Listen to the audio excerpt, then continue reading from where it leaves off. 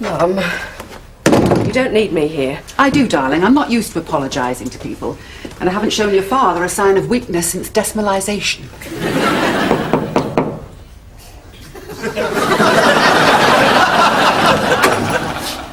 Janice!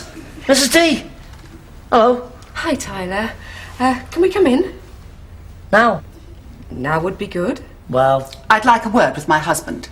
He can't see you. Why not? Because the door's only open a crack and I'm standing in front of it. For heaven's sake, let me in. Would you like a seat? Why is your sofa covered in Bako foil? So it can't be microwaved. I'll stand. Won't take long to say what I've come to say. Stanley? Yes, Ella. Stop being a bloody idiot and get in the car. Shan't. Dad, I think what Mum meant to say was she apologises, right, Mum?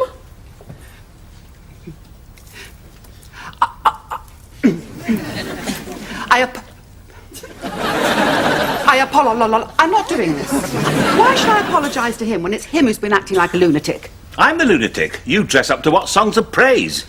My mother was right about you. She said you'd go bald. Oh, getting personal now, is it? Right. You know last week you made a lemon meringue pie and I said it tasted orgasmic? Yes. I faked it. Dad, you're being ridiculous. You're living with a man that keeps tarantulas. I do not keep tarantulas. The scorpion ate them all. Oh, my God, Scorpion! Don't worry, Mrs. Dawkins. He's locked up safely in his box. And besides, he's a very cuddly scorpion.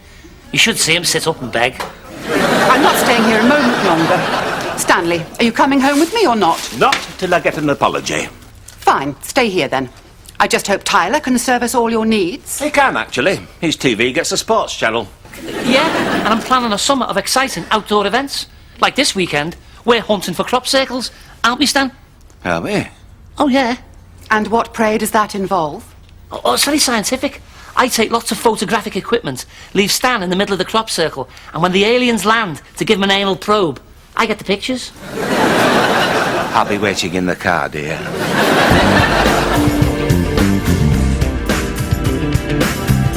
George, are you okay?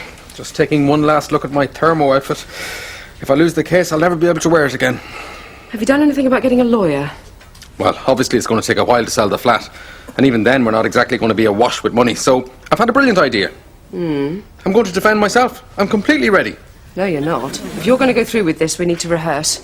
Rehearse? Yes. OK. Now, you be Thermoman defending yourself, and I'll be Mrs. Raven. Oh, I see. Is this like when you were the Duchess and I was the chauffeur? A bit, but it won't end up quite the same way. Oh, pity. OK, so, I'm Mrs. Raven, you're cross-examining me. Go. Hello, Mrs. Raven. Hello, Thermoman. Go on then, ask me a question. Oh, okay, right. Mrs. Raven, why are you such a heartless, greedy cow? No, George, you're not allowed to use language like that in court. You have to stick to facts. Oh, I see. Okay, right. Thanks. Mrs. Raven. Yes. What is the capital of Australia? Irrelevant. No, it's Canberra. Although, a lot of people say Sydney. No, I meant stick to the facts of the case.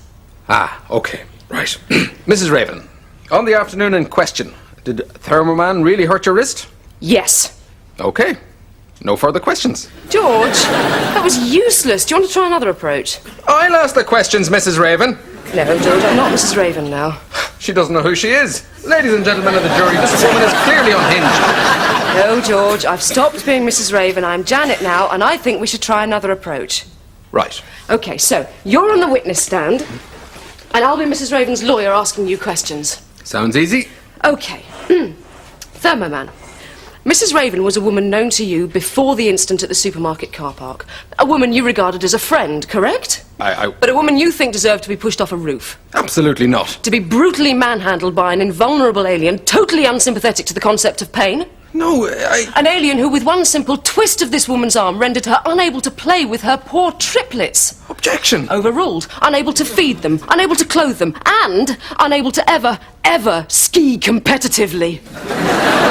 I'm so sorry. Give her the money. She deserves it. I'm a bad person. Just give it to her. Janet, can she have your car as well? No, she cannot have my car. Well, how'd I do? We are so screwed. Right, pay attention, pond scum. Now, all calls fall into three categories. Urgent, very urgent, life and death. Urgent, put on hold. Very urgent, disconnect. Life and death, tell them that you're the maitre d' of the local Chinese restaurant. Hi, Arnie, what's going on? I'm teaching Brainless here how to use the telephone system. The trial starts this afternoon, so I've got to go and collect my winning. Damages. You're going along with this? Under considerable duress. Hello. George, this is a surprise. Not to me. I knew I was coming here. Thank you so much, Piers. It's a long time since I was in that position. Osteopathy is a wonderful thing, Ella. That's why it's only available to my private patients. How much do I owe you? Oh, you can't put a price on good spinal health. 50 quid. I'll just find my purse. I know it's in here somewhere. Oh, my God! What? I haven't posted the gas bill. Piers, about the trial. It's not too late to reconsider. Oh, Janet, I'm surprised at you siding with Thermo Man. He's clearly in the wrong. Plus, he's an alien. Whereas Mrs. Raven strongly resembles a human being. You should try dating her. Well, destiny calls. Ella, can I offer you a lift anywhere? Only if it's not too much trouble. No, then. George, get in there and talk to Mrs. Raven. Persuade her not to go ahead with this travesty. And tell her I had nothing to do with it. It's no good, Janet. If Thermo Man couldn't convince her, what good can I do? I don't know, but you're being sued for millions of pounds. You're being defended by a big costumed crybaby, namely you. You're about to be homeless and jobless, and you have a wife and tiny child. We could kill her. Dispose of the body, who'd know? George. No, something else. Go on, get in there.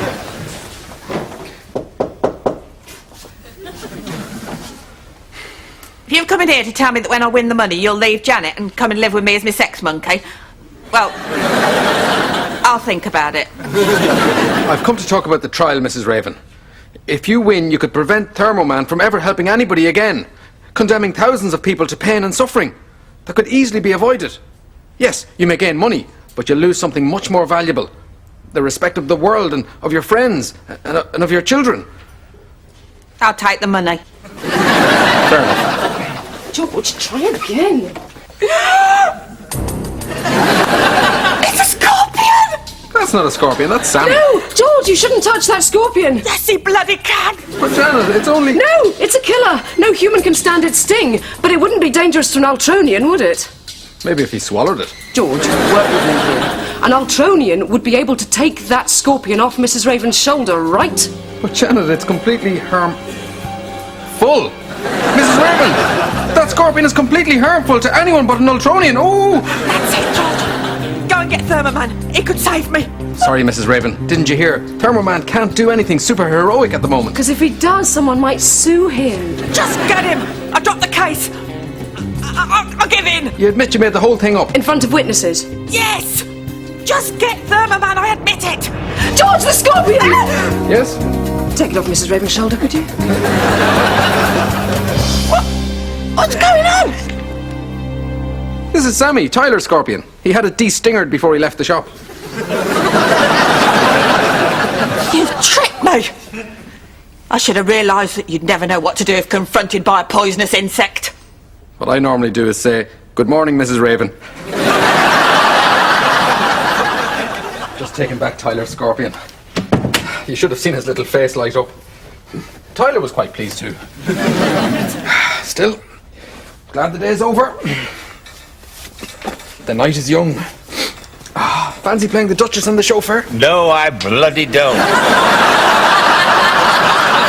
George, we're in the other room. Have you had another spat with Mrs. Dawkins? Yes, and I'm not going home till she apologises. Right. Janet, get Tyler's scorpion. We need to visit your mother.